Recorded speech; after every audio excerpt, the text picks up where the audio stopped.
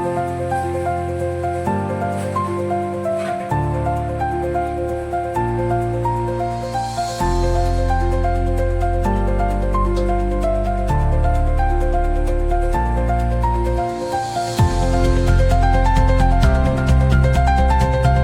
स्वामी समर्थ. तर आज आहे बुधवार आणि 27 ऑगस्ट 2025. श्री गणेश जयंती म्हणजे गणपती स्थापना आपल्या घरोघरी होत असते. 10 दिवसाची गणपती स्थापना आपण या काळात आपल्या घरी करत असतो. तर पूर्वतयारी कशा पद्धतीने करायची तर मी तुम्हाला दाखवते. दीप प्रज्वलित करून घ्यायचा, त्यानंतर घटस्थापना केलेली आहे मी इथे. अशा पद्धतीने घटस्थापना करून घ्यायची. एक कलश घ्यायचा, कलशाला कुंकाचे 5 बोटं लावायचे, त्यावरती स्वस्तिक काढायचा, त्यामध्ये खाऊचे जे 5 पानं असतात ते लावायचे, कलशामध्ये पाणी भरायचं, त्यामध्ये 1 नाणं, 1 सुपारी आणि 5 दुर्वा, 1 फूल, अक्षदा, गंध, हळदी, कुंकू असं टाकायचं आणि त्यावर कलश ठेवायचा. त्यानंतर इथे आपल्याला गणपती बाप्पाची विड्याची स्थापना केलेली आहे. आपण इथं गणपती बाप्पा यांना मूर्ती ही शाळूची असते किंवा मग मातीची असते, तर त्या कारणानं आपण तिला अभिषेक नाही करू शकत. त्यासाठी आपण अभिषेकासाठी असं सुपारी घेतलेली आहे. इथं विड्याची 2 पानं ठेवलेली आहे, त्याच्यावर सामान ठेवलेलं आहे वटीचं. त्यानंतर आपण इथं सुपारी ठेवलेली आहे. इकडे रिद्धी आणि इकडे सिद्धी म्हणून अशा 2 सुपाऱ्या ठेवलेल्या आहेत. यांची सुद्धा आपण पूजा करणार आहोत. चौरंगावर अशा पद्धतीने तांदळाचा आपण स्वस्तिक काढून ठेवलेला आहे. आता त्यावर आपण गणपती बाप्पांची प्राण प्रतिष्ठा कशी करायची आणि पंचामृताने स्नान शास्त्रशुद्ध पद्धतीने आणि सरळ आणि साध्या सोप्या मराठी भाषेमध्ये कशा पद्धतीने करायचं आहे तर ते आजच्या व्हिडिओमध्ये मी तुम्हाला सांगणार आहे. तर यानुसार जी गणपतीची स्थापना आहे त्याचा शुभ मुहूर्त यावर्षी 2 वेळा आलेला आहे. तर सकाळी 11:10 ते दुपारी 12:30 आपण स्थापना करू शकतो. जर या काळात आपल्याला झाली नाही तर यावर्षी राहू काळ 12 ते दुपारी 1:30 वाजेपर्यंत आहे. तर त्या राहू काळामध्ये आपण स्थापना करू शकत नाही. शुभ कार्य किंवा चांगले कार्य करायचे असेल तर ते राहू काळात करू नाहीत. त्यानंतर दुपारी मग एक शुभ मुहूर्त आहे, तो आहे 3:45 तर संध्याकाळी 6:45 आपण गणेश स्थापना करू शकतो. आणि चंद्रोदय आहे रात्री 9:27 म्हणजे चंद्र या टाईमला निघणार आहे. तर आपल्याला या दिवशी चंद्रदर्शन करायचं नसते, नाही तर मग आपल्यावर चोरीचे आळ येण्याची शक्यता असते. तर अशा पद्धतीने आजचा हा शुभ मुहूर्त आहे गणपती पूजेचा. चला तर मग बघूया गणपती पूजा आपण पंचामृत स्नान कसं करायचं विधिवत आणि अगदी साध्या सरळ सोपे पद्धतीने पूजा कशी करायची. तामणामध्ये आपल्याला एक अशी गणपती स्वरूप सुपारी घ्यायची आहे. त्याच्यावर थोडंसं आपल्याला पाणी टाकायचं आहे. त्या अगोदर आपल्याला आचमन करायचं असते. 1 पळी पाणी असं घेऊन आपल्याला ओम केशवाय नमः असं म्हणून हे पाणी प्यायचं असतं. त्यानंतर ओम नारायणाय नमः म्हणून पाणी प्यायचं. त्यानंतर ओम माधवाय नमः म्हणून असं 3 वेळेस आचमन करायचं आणि ओम गोविंदाय नमः असं म्हणून आपल्याला हे पाणी असं सरळ हाताने तामणात सोडून द्यायचं असतं. या पद्धतीने आपल्याला आचमन झाल्याच्या नंतर आपल्याला गणपती बाप्पाच्या अंगावर 2 पळी पाणी टाकायचं आणि त्यानंतर जे पंचामृत केलेलं आहे आपण, पंचामृतामध्ये दूध, दही, तूप, साखर आणि मध या पद्धतीनं 5 द्रव्य टाकून आपण पंचामृत तयार करत असतो. ते पंचामृत आपल्याला गणपतीच्या अंगावर थोडं थोडं टाकायचं असतं आणि त्यानंतर पुन्हा आपल्याला परत पाणी टाकायचं. आणि हे सर्व करत असताना ओम गणगणपतये नमः किंवा ओम श्री गणेशाय नमः या मंत्राचा जप करायचा असतो. त्यानंतर पुन्हा तामणात सुपारी घ्यायची आणि गणपती अथर्वशीर्षाचा पाठ आपल्याला घ्यायचा असतो. सतत असा पाण्याचा अभिषेक करायचा किंवा मग तुमच्याकडे जर गळती पात्र असेल किंवा अभिषेक पात्र म्हणतात त्याला. तर अभिषेक पात्र असेल तर त्याने आपल्याला गणपती अथर्वशीर्षाचा एक पाठ घेऊन गणपतीला स्नान घालायचं असते. ते नसेल जमत तर मग जे आपलं गणपती स्तोत्र आहे नारद उवाच, तिथून ते सुरुवात करून आपल्याला गणपती बाप्पांना स्नान घालून घ्यायचं. त्यानंतर रिद्धी आणि सिद्धी या आपल्याकडे 2 सुपाऱ्या घ्यायच्या. त्या गणपती बाप्पांच्या पत्न्या आपल्याला मांडायच्या असतात, तर त्यांची सुद्धा आपल्याला स्नान करून घ्यायचं. आणि त्यानंतर मग आपण त्यांची स्थापना करून त्यांना अक्षदा, फूल, गंध, जानवे या कपडे, वस्त्र म्हणजे कापसाचे वस्त्र केलेले असतात, ते कापसाचे वस्त्र आपल्याला त्यांना परिधान करायचं असतं. हे झालं रिद्धी मातेचं स्नान. त्यानंतर सिद्धी मातेला सुद्धा आपल्याला अशा पद्धतीने स्नान घालायचं असते. सुरुवातीला आपल्याला पाणी टाकायचं, त्यानंतर पंचामृत टाकायचं आणि त्यानंतर परत पाणी टाकायचं. हे सर्व करत असताना आपल्याला ओम गणगणपतये नमः, ओम गणगणपतये नमः, ओम गणगणपतये नमः या मंत्राचा अखंड जाप आपल्याला करायचा असतो.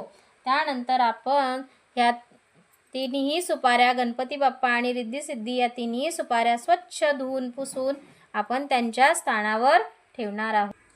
यानंतर आपल्याला गणपती बाप्पांची पूजा करून घ्यायची असते. तर गणपती बाप्पांना अष्टगंध, हळदी, कुंकू, गुलाल आपल्याला वाहायचा असते. आणि हे सगळं करत असताना आपल्याला म्हणत असते, हे गणपती बाप्पा मी तुम्हाला हळदी वाहत आहे, हे गणपती बाप्पा मी तुम्हाला कुंकू वाहत आहे, हे गणपती बाप्पा मी तुम्हाला गुलाल वाहत आहे, हे गणपती बाप्पा मी तुम्हाला अक्षदा वाहत आहे, असं आपलं सरळ मराठी भाषेमध्ये म्हणायचं असतं. त्यानंतर रिद्धी मातेला, हे माता मी तुला कुंकू वाहत आहे, हे माता मी तुला अक्षदा वाहत आहे, हे माता मी तुला हळदी वाहत आहे, हे माता. त्यानंतर सिद्धी मातेचं सुद्धा अशा पद्धतीने म्हणत आपल्याला पूजा करायची असते की हे माता मी तुला हळदी वाहत आहे, हे माता मी तुला कुंकू वाहत आहे, हे माता मी तुला अक्षदा वाहत आहे. अशा पद्धतीने आपण असं म्हणत आपण मराठीमध्ये म्हणत या देवतांची पूजा करायची असते. त्यानंतर कापसाचे वस्त्र गणपती बाप्पांच्या सुपारीला आपल्याला वाहायचं असते. तेव्हा म्हणायचं, हे गणपती बाप्पा मी तुम्हाला वस्त्र वाहत आहे, हे रिद्धी माता मी तुम्हाला वस्त्र वाहत आहे, हे सिद्धी माता मी तुम्हाला कापसाचे वस्त्र वाहत आहे. त्यानंतर असं म्हणून झाल्याच्या नंतर आपल्याला लाल कलरचे फूल असते गणपती बाप्पांचे अतिप्रिय, हे गणपती बाप्पा मी तुम्हाला पुष्प अर्पण करत आहे, हे रिद्धी माता मी तुला पुष्प अर्पण करत आहे, हे सिद्धी माता मी तुला पुष्प अर्पण करत आहे. त्यानंतर आपल्याला घटाची पूजा करून घ्यायची असते. तर घटाला सुद्धा हळदी, कुंकू, अक्षदा वाहायच्या आणि एक फूल वाहायचं. आणि त्यानंतर आपल्याला साध्या आणि सोप्या पद्धतीत गणपती बाप्पाची स्थापना करून त्यात प्राणप्रतिष्ठा कशी करायची हे मी तुम्हाला आता सांगत आहे. त्यानंतर या पद्धतीने गणपती बाप्पांची हळूवार मूर्ती आपल्याला त्या ठिकाणी स्थापना करून घ्यायची. त्यानंतर आपल्याला गणपती बाप्पांची प्राणप्रतिष्ठा करायची असते. तर सुरुवातीला आपल्याला गणपती बाप्पावर थोडे असे फुलाने पाणी शिंपडायचे असते. असे फुलाला थोडेसे पाणी लावून घ्यायचे आणि ते गणपती बाप्पाला असं शिंपडायचं असते म्हणजे स्नानासाठी. नंतर फुलाला आपल्याला थोडंसं पंचामृत लावायचं आणि पंचामृतसुद्धा असं गणपती बाप्पाच्या सर्वत्र अंगावर शिंपडायचं असते. त्यानंतर परत पाणी आपल्याला त्या फुलाला लावायचं आणि गणपती बाप्पाच्या अंगावर असं शिंपडायचं असते. त्यानंतर आपल्याला काय करायचं, गणपती बाप्पांना गंध लावून घ्यायचं, हळदी, कुंकू, अक्षदा वाहून घ्यायच्या. अशा पद्धतीने आपण गणपती बाप्पांना गंध लावायचं, कुंकू लावायचं, गुलाल लावायचा, अक्षदा लावायच्या. आणि मी तुम्हाला गणपती बाप्पा कुंकू वाहत आहे, मी तुम्हाला अक्षदा वाहत आहे, मी तुम्हाला हळदी वाहत आहे, मी तुम्हाला गुलाल वाहत आहे, असं या पद्धतीने म्हणत आपल्याला गणपती बाप्पांना सगळं काही वाहायचं असते. त्यानंतर ह्या दुर्वा घ्यायच्या. या दुर्वाचे जे टोक असते याला थोडंसं तूप लावायचं, गाईचं शुद्ध तूप लावायचं, थोडंसं हळदी कुंकू लावायचं आणि उजव्या हाताने हे दुर्वा धरायच्या आणि डावा हात आपल्या हृदयावर ठेवायचा आणि प्रथम गणपती बाप्पांच्या डोक्याला स्पर्श करायचा. हे गणपती बाप्पा मी तुमच्यामध्ये प्राण आणत आहे. नंतर डोळ्याला लावायचा. हे गणपती बाप्पा मी तुमच्यामध्ये प्राण आणत आहे. हे गणपती बाप्पा मी तुमच्यामध्ये प्राण आणत आहे. नंतर खांद्यावर ठेवून सुद्धा हे गणपती बाप्पा मी तुमच्यावर प्राण आणत आहे. हे गणपती बाप्पा मी तुमच्यावर प्राण आणत आहे. हे गणपती बाप्पा मी तुमच्यावर प्राण आणत आहे. असं म्हणत आपल्याला हे सगळी काही दुर्वा आपल्याला गणपतीच्या अंगावर लावायची असते. जर तुम्हाला शास्त्रोक्त पद्धतीने मंत्र म्हणायचा असेल तर तो असा आहे. अस्य प्राणा प्रतिष्ठान्तु अस्य प्राणा शरंताचू अस्य देवताम आचार्य मामहेतनीच कश्यच. असं म्हणून हा जे तुटलेला दात असतो की नाही गणपती बाप्पांचा, ही दुर्वा आपल्याला त्या हातावर गणपती बाप्पांना वाहायची असते. तर अशा पद्धतीने ही दुर्वा आपल्याला गणपती बाप्पांना वाहायची असते. त्यानंतर आपल्याला गणपती बाप्पांची आरती करायची असते. घंटानाद करत आपल्याला गणपती बाप्पांची आरती करायची असते. तुम्ही जर गणपती बाप्पांना हार बनवला असेल तर तुम्ही गणपती बाप्पांना हार घालून घ्यायचा. हा प्राजक्ताच्या फुलाचा बनवलेला हार आहे आणि हा बाजारातून आणलेला आहे. तुम्ही तुमच्याकडे ज्या पद्धतीने असेल त्या पद्धतीने गणपती बाप्पांना तुम्ही हार वगैरे परिधान करून घ्यायचा आणि त्यानंतर गणपती बाप्पाची आरती घ्यायची असते.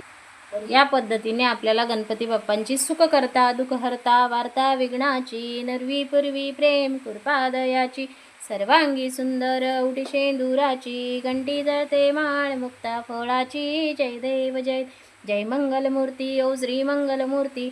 दर्शन मात्रे म्हणा स्वामी मात्रे म्हणा कामना पूर्ती. जय देव जय रत्न खचित गौरा तुझ गौरी कुमरा चंदनाची ओटी कुमकुम केशरा हिरे जरित मुकुट शोभतो बरा ऋणजुणते नुपुरे चरणी घागरिया. जय देव जय मंगलमूर्ती ओ श्री मंगलमूर्ती. दर्शन मात्रे म्हणा स्वामी मात्रे म्हणा कामना पूर्ती. जय देव जय लंबोदर पीतांबर फणीवर वंदना सरळ सोंड वक्र तुंड त्रिनयना. दास रामाचा वाटपा हे सदना संकष्टी पावावे निर्वाणी रक्षावे सुरवर वंदना. जय देव जय जय मंगलमूर्ती ओ श्री मंगलमूर्ती. दर्शन मात्रे म्हणा स्वामी मात्रे म्हणा कामना पूर्ती. जय देव जय. त्यानंतर अशा पद्धतीने आरती झाल्याच्या नंतर कर्पूर वगैरे प्रज्वलित करायचा. घरातल्या गणपती बाप्पांना कर्पूर द्यायचा. त्यानंतर घरातल्या सर्व व्यक्तींना हा कर्पूर आरती द्यायची असते. त्यानंतर गणपती बाप्पांना आपल्याकडे फळं असतील तर फळं ठेवायची. जर फळं नसतील तर मग आपल्याला खडी साखरेचा नैवेद्य आपल्याला गणपती बाप्पांना दाखवायचा असतो. त्यानंतर इथे असा पाण्याचा भरीव चौकोन आपल्याला काढायचा असतो आणि खडीसाखर किंवा गुळ खोबऱ्याचा नैवेद्य आपल्याला गणपती बाप्पांना दाखवायचा असतो. त्यावरून आपल्याला 3 वेळेस पाणी फिरवायचं. ओम प्राणाय स्वाहा उदानाय स्वाहा व्यानाय स्वाहा किंवा गायत्री मंत्र म्हणत आपल्याला गणपती बाप्पांना प्रसाद दाखवायचा असतो. तर श्री स्वामी समर्थ. तर तुम्हाला माझे जर व्हिडिओ आवडत असतील तर चॅनलला लाईक शेअर सबस्क्राईब करायला विसरू नका. तर पुन्हा भेटूया अशाच एका व्हिडिओला घेऊन. तोपर्यंत श्री स्वामी समर्थ.